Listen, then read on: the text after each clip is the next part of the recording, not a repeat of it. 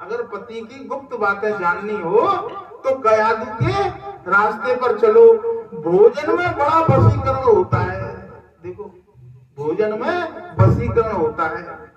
लोभी को द्रव्य से भस्म करो। कोई लोभी व्यक्ति हो तो उसे द्रव्य से भस्म करो, कुछ दे करके, कुछ उपहार दे करके उसको उसमें भस्म किया जा सकता है।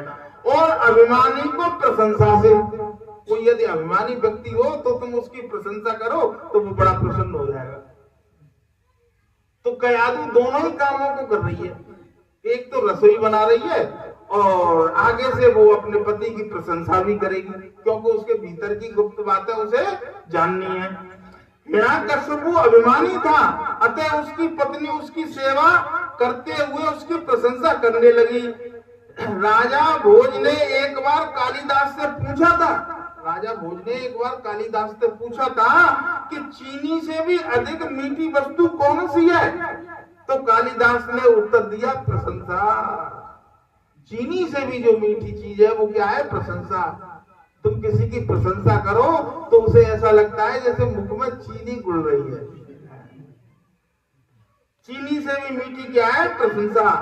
कयादू कहने लगी, इंद्र चंद्र आदि देव आपसे थरथर कांपते हैं। आप जितेंद्रिय हैं, ज्ञानी हैं, आपके जैसा वीर ना तो कभी हुआ है और ना कभी होगा। कयादू कह रही है हिरण्यकश्यप से कि आपके जैसा वीर ना तो कभी हुआ है और ना कभी होगा। मैं कितनी भाग्यशाली हूँ कि आप जैसा पति मुझे मिला।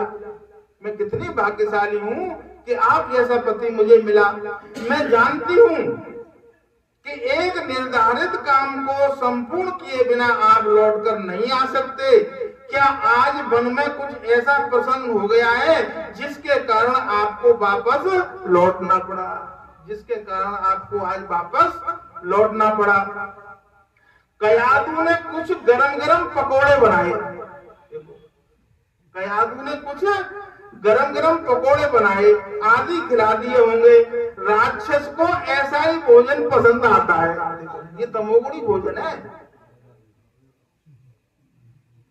गीता में 3 प्रकार के भोजन बताए हैं, उसमें थे सतोगुणी भोजन, रजोगुणी भोजन और तमोगुणी भोजन। ये तमोगुणी भोजन है। पकोड़ा है, तुम्हारे चाउमीन है और तुम्हारे प्याज लहसुन से बनी हुई जो सौदा है, ये तमोगुण में आते हैं। सब अधिक चटपटी सौदा ये तमोगुण में आते हैं। जिसे सात्विक भोजन पसंद नहीं आता वो राक्षस है। हिरण्यकश्यप अपने